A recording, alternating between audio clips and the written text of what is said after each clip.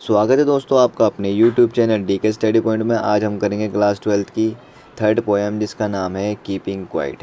Keeping quiet दोस्तों ये poem chilli के लेखक पैब्लो नेरूदा ने लिखी है।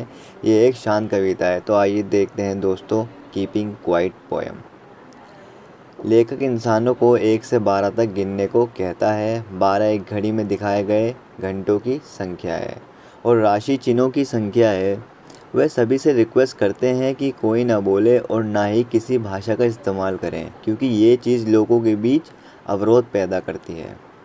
लेखक ये भी कहता है कि जिस पल हर कोई अपने शरीर को हिलाना बंद कर देगा, वह चीज़ हमारे लिए बहुत ही ख़ास और अलग होगा, क्योंकि हमने पहले कभी ऐसा अनुभव नहीं किया है।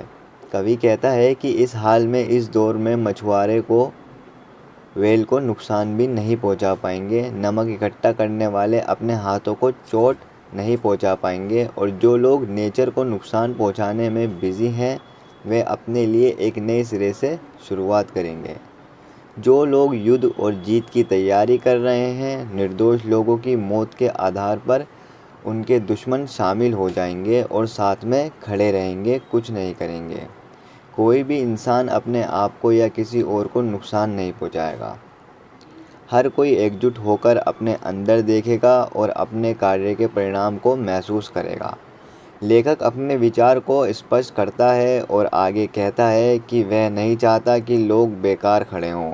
वह चाहता है कि युद्ध ना हो, क्योंकि वह सैनिकों की बॉडी से लदे ट्रकों को नहीं देखना चाहता।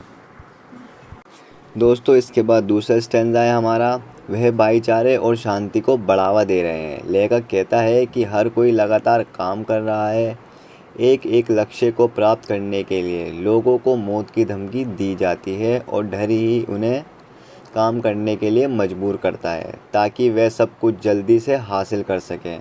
इस पागल भीड़ में उन्हें अपने कर्मों का एहसास नहीं होता है। वह चाहता है कि हम रुकें और पागल भीड़ से बाहर आएं। वह चाहता है कि हम अपनी उपलब्धियों के बारे में खुश रहें और उन्हें मनाएं। वह चाहता है कि हम मौत के डर को दूर करें और थोड़ी देर के लिए आराम करें। हमें अपने कर्मों के परिणाम को जानना चाहिए और अपनी उपलब्धियों का जश्न मनाना चाहिए। जब लोग कुछ समय के लिए शांत रहेंगे तो उन्हें अपने जीवन के उद्देश्य का एहसास होगा। जैसे प्रकृति की सभी चीज़ें पुनर्जन्म से गुजरती हैं, वैसे ही शांत रहना इंसानों और आत्माओं के लिए पुनर्जन्म होगा। ये हमारे जीवन को एक नया अर्थ देगा। फिर इसके बाद कवि कहता है कि मैं 12 तक गिनूंगा और सभी को चुप रहने के लिए कहूँगा। दोस्तों इस कहानी में हमें ये सीखने को मिला कि जो हमारे लेखक हैं वे यह नहीं कहते कि आप कुछ भी काम ना करें। वे कहता है कि हम किसी चीज़ को नुकसान ना पहुंचाएं, पोल्यूशन ना करें, नाले और जो हमारी नदियां हैं उन्हें गंदा ना करें, एक दूसरे को नुकसान ना पहुंचाएं। जब मछुआरे बड़ी बड़ी शिप्स लेके निकलते हैं तो उनके जो नीचे फैंस होते हैं वो हमारी वेल्स को नुकसान पहुंचाते हैं। और जो नमक इकट्ठा करते हैं, सॉल्ट गैदर, वो अपने हाथों को नुकसान पहुंचाते हैं नमक से। और जब लड़ाइयाँ होती हैं, वॉर होते हैं, टग ऑफ वॉर होते हैं, तो सैनिक आपस में लड़ते हैं तो जान और माल की हानि होती है। तो दोस्तों यही थी हमारी पोएम और अब मैं बताऊंगा आपको कुछ इम्पोर्टेंट क्वेश्चंस। तो आइए देखते हैं दोस्तों क्वेश्चंस। दोस्तों ये रहे हमारे क्वेश्चन, ये हमारे प्रीवियस पेपर में भी आ चुके हैं। आइए देखते हैं पहला question, what kind of movement it will be when everyone is silent. दोस्तों वो वाला मूवमेंट, वो मूवमेंट कैसा होगा जब सब एकदम साइलेंट हो जाएंगे। दोस्तों वो होगा एक्जोटिक मूवमेंट। देखते हैं दूसरा question, what is rhyming scheme of poem. दोस्तों इस पोएम की राइमिंग स्कीम क्या है। दोस्तों इस पोएम की कोई भी राइम स्कीम नहीं है, ABCDEE पता नहीं क्या क्या बनेगा, तो इसे हम कहेंगे फ्री वर्स, कोई भी राइम स्कीम नहीं है।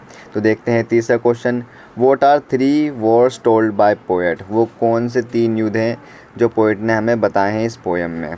पहला है वॉर अगेंस्ट नेचर, वॉर दूसरा है वॉर अगेंस्ट ह्यूमैनिटी और तीसरा है war with gas and fire. तो दोस्तों ये पोएम होती है यहीं पे ख़त्म।